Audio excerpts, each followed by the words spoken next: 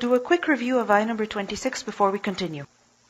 إِنَّ اللَّهَ لَا يَسْتَحْيِي أَن يَضْرِبَ مَثَلًا مَا بَعُوضَةً فَمَا فَوْقَهَا.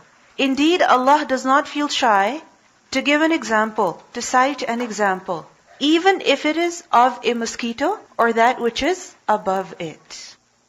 What does it mean by this? That Allah does not feel shy of giving an example, any example. Why? What do we understand from this? That every little thing in this world, there is a lesson that we can learn from it. Which is why Allah does not feel shy to give the example of even a mosquito. Because there is a lesson in everything. There is a lesson that we can learn from every single creature in this earth. Nothing is useless. Nothing at all. And also, another very important thing that we learn from this is that any statement that Allah subhanahu wa ta'ala has mentioned in the Quran is worth paying attention to. Any statement that Allah has mentioned in the Quran is beneficial. There is benefit for us in it.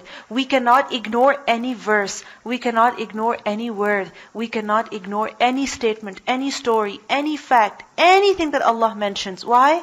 Because there is benefit for us in it. Allah does not feel shy of giving any example. Even if it is of a mosquito or something that is even smaller than it, lesser than it, more insignificant than it. But obviously people react in different ways. How? That فَأَمَّا الَّذِينَ آمَنُوا فَيَعْلَمُونَ أَنَّهُ الْحَقُّ مِنْ رَبِّهِمْ. As for those people who believe, they know it is the truth from their Lord. Because the reaction of a believer is always سَمِعْنَا وَأَطَعْنَا آمَنَّا وَصَدَّقْنَا. He knows that there is some benefit in what Allah has mentioned. He gives importance to every word of Allah. He pays heed, he gives attention to everything that Allah subhanahu wa ta'ala has said. He trusts Allah. He trusts Allah. He does not object at what Allah has said. Rather, he accepts everything that Allah has said. A believer knows that it is the truth. But on the other hand, وَأَمَّا الَّذِينَ كَفَرُوا فَيَقُولُونَ مَاذَا أَرَادَ اللَّهُ بِهَذَا مَثَلًا. Those people who disbelieve, what do they say? What is their reaction? They object. They say, what's the point of mentioning this? What's the use in it? So a believer finds benefit in what Allah has mentioned.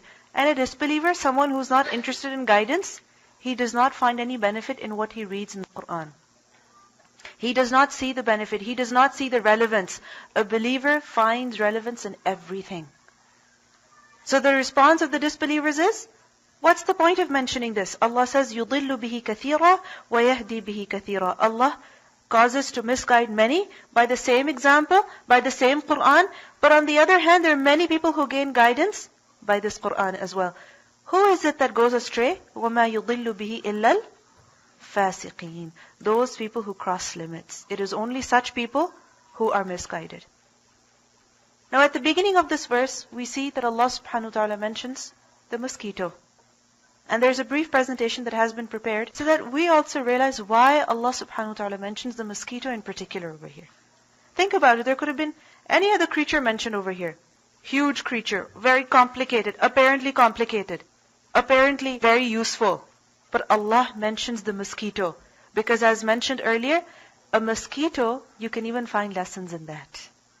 Nothing that Allah has created is useless. Nothing that Allah has said is non-beneficial.